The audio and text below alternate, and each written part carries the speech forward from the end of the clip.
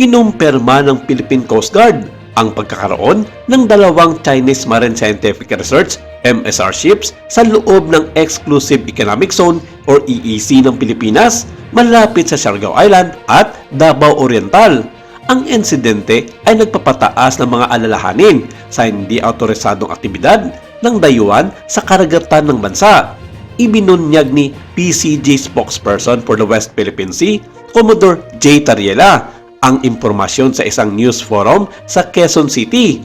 Ayon kay Tariela, ang MSR vessels na Xiangyang Hong 3, Jiaging at Xiangyang Hong 10 ay unang na-detect noong November 17 sa labas ng Philippines EEZ, humigit kumulang 257 nautical miles hilagang silangan ng Santa Ana, Cagayan.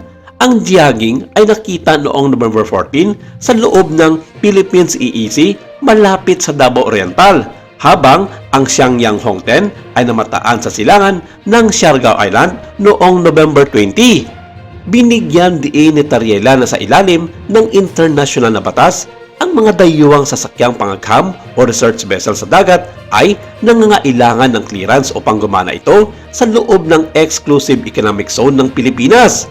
Saad niya, for the EEZ, since the Philippines has sovereign rights to exploit and explore these areas, foreign flag marine scientific research vessels must request clearance.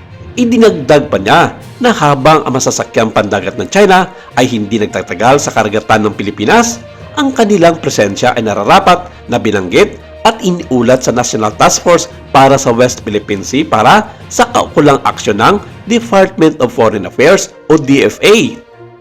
At nito lamang Sabado, lahat ng tatlong Chinese MSR ships ay matatagpuan malapit sa hangganan ng Philippines EEZ, mga 211 nautical miles mula sa Siargao Island. Tiniyak ni Tariela sa publiko na patuloy na sinusubaybayan at idodokumento ng PCG ang kanilang mga galaw dahil nakapasok na sila sa EEZ ilang araw na ang nakakalipas. Isinangguni na ng PCG sa DFA ang usapin, ngunit pareho ang DFA at ang Chinese Embassy sa Manila ay hindi pa nagbibigay ng tugon tungkol dito. Pero nauna lang sinabi ng Malacanang na kung hindi ito aalis agad-agad sa kanilang mga kinalalagyan sa mga nasabing karagatan na nakapaloob sa 200 nautical miles EEZ ng bansa, inatasan na nito ang Task Force on the West Philippine Sea na arestuhin na ang mga ito. Bagay naman na kinatigan ng ilan sa mga defense expert na bigyan ng kaukulang aksyon ang ginagawa na ito ng China dahil wala namang dahilan para manatili sila sa loob ng karagatang hindi sakop ng kanilang bansa. Sa parehong forum, nagpahayag din sa Tariela ng mga alalahanin sa mga ulat ng Chinese Maritime Militias na dumarami malapit sa Pag-asa Island, isang tampok na kontrolado ng Pilipinas sa West Philippine Sea. Sa unang bahagi ng linggong ito, mahigit sa 80 Chinese vessels ang naobserbahan sa territorial sea ng isla, kahit na mga numero ay bumaba sa 30 na lamang.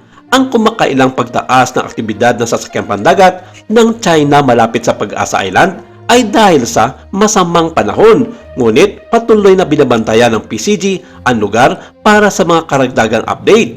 Ang hindi autorisadong pagpasok ng masasakyang pandagat ng China sa EEZ ng Pilipinas ay nagpapakita ng mga patuloy na hamon sa pagigiit ng mga karapatan pandagat ng bansa, habang pinapalakas ng PCG ang mga kakayahan nito na harap ang pamalaan sa tungkulin na tiyakin ang pananagutan at pangalagaan ang pambansang soberanya sa pinagtatalulang karagatan sa West Philippine Sea.